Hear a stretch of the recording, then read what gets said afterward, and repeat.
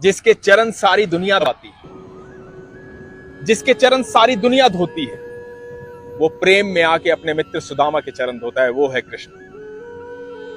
वो प्रेम में आके अपनी ठकुराई छोड़ करके अर्जुन का रथ चलाने आ जाते हैं, वो है कृष्ण।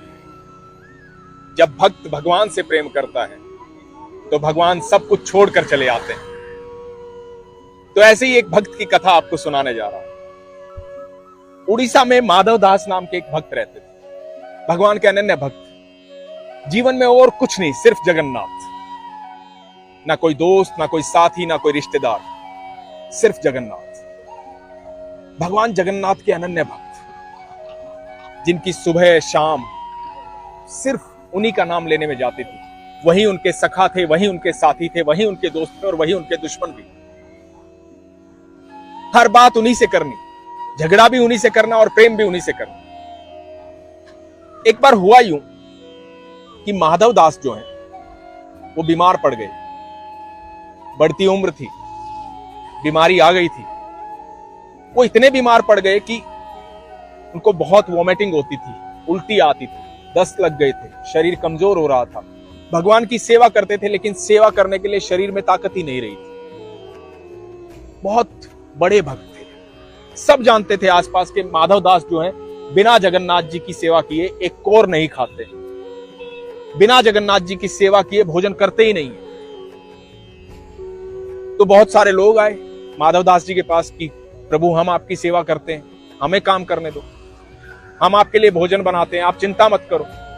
लेकिन माधव दास जी कहते थे नहीं, जिसकी सेवा मैंने सारी उम्र की है वही आएंगे, वही ठीक करेंगे, वही स्वस्थ करेंगे।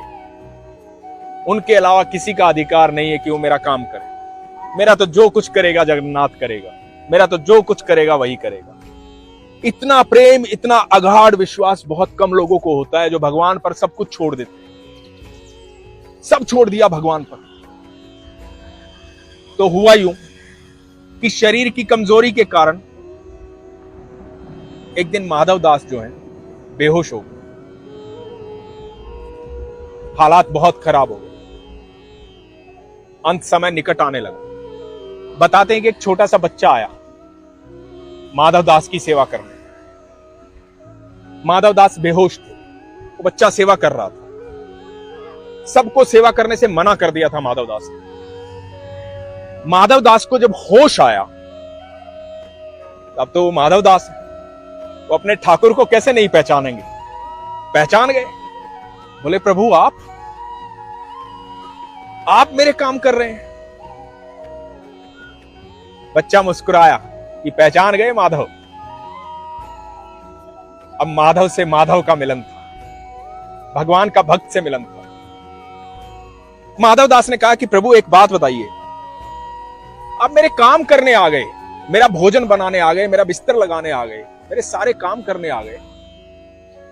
आप चाहते तो मेरी बीमारी भी खत्म कर सकते थे, मुझे रोग मुक्त भी कर सकते थे, आपने ये क्यों नहीं किया?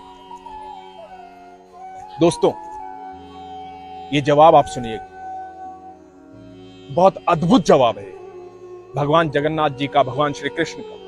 भगवान ने कहा कि तुम्हारे कर्मों के प्रारब्ध जो है उसे मैं खत्म नहीं कर सकता। जिसने जो कर्म किया है उसे वो भोगना पड़ेगा, परंतु मैं तुम्हारा सहयोग दे सकता हूं, तुम्हारा साथ दे सकता हूं, तुम्हारी सेवा कर सकता हूं, लेकिन तुम्हारे प्रारब्ध तुम्हें ही खत्म करने पड़ेगा। तो माधव दास ने पूछा कि प्रभु इसका मतलब मैं कितनी भी भक्ति करूं मुझे क्षमा नहीं मिलेगी? तो भगवान ने कहा कि नहीं, लेकिन जो मेरे भक्त हैं, जो अपने प्रारब्ध काट रहे होंगे, मैं उनके आसपास ऐसा माहौल दूंगा, ऐसे साथी दूंगा, ऐसा सहयोग दूंगा कि उनका मुश्किल वक्त आसानी से कट जाएगा। और तुम मेरे सबसे प्रिय हो। मैं तुम्हारे रोग खत्म नहीं करना चाहता, मैं चाहता हूं कि तुम अपने प्रारब्ध काटो।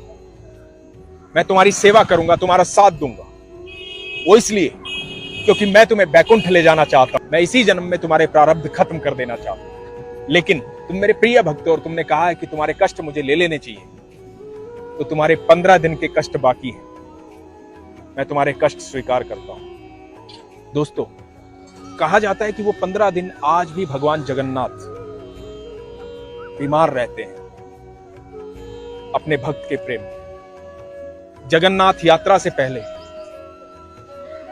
15 दिन भगवान का मंदिर बंद रहता है,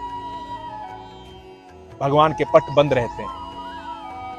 भगवान 15 दिन बीमार रहते हैं, उन्हें काढ़ा पिलाया जाता है, उन्हें जूस पिलाया जाता है, दूध का भोग लगाया जाता है, उनकी सेवा की जाती है। 15 दिन में जब वो ठीक हो जाते हैं, उसके बाद जगन्नाथ यात्रा निकाली जाती है। वो 15 दिन माधव दास के।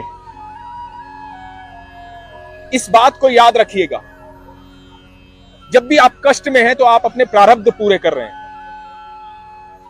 अपने कर्मों का फल आपको पूरा भोगना ही पड़ेगा।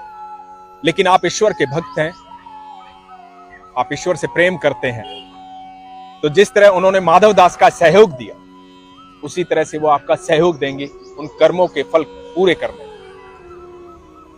वो आपके साथ रहेंगे, आपके कष्ट के समय में वो आपको ऐसी बुद्धि देंगे, ऐसे दोस्त देंगे, ऐसे सहयोगी देंगे जो आपके कष्ट के समय को जल्द से जल्द खत्म करवाएंगे। इसलिए हमेशा अपने ईश्वर पर भरोसा रखें, कभी कमजोर ना हो, कभी ये ना सोचे कि मैं भगवान की इतनी भक्ति करता हूं, उसके बाद भी मेरे जीवन में हो क्या रहा है। कष्ट पे कष्ट है, कष्ट पे कष्ट है, पता नहीं किस जन्म के कर्म है वो, आपके प्रारब्ध हैं वो, उन्हें पूरा कीजिए, ताकि भगवान जिस तरह माधव दास को अपने साथ बैकुंठ ले गए, उस तरह आपको भी अपने साथ बैकुंठ ले जाएं, आपको भी ईश्वर की प्राप्ति हो। आज भी जगन्नाथ यात्रा उन 15 दिनों के बाद निकाली जाती है।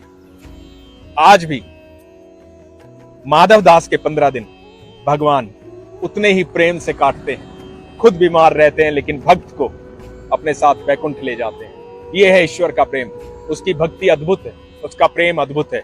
इसलिए कभी भी कैसे भी हालात हो, अपने विश्वास को मजबूत रखें, अपना ख्याल रखें।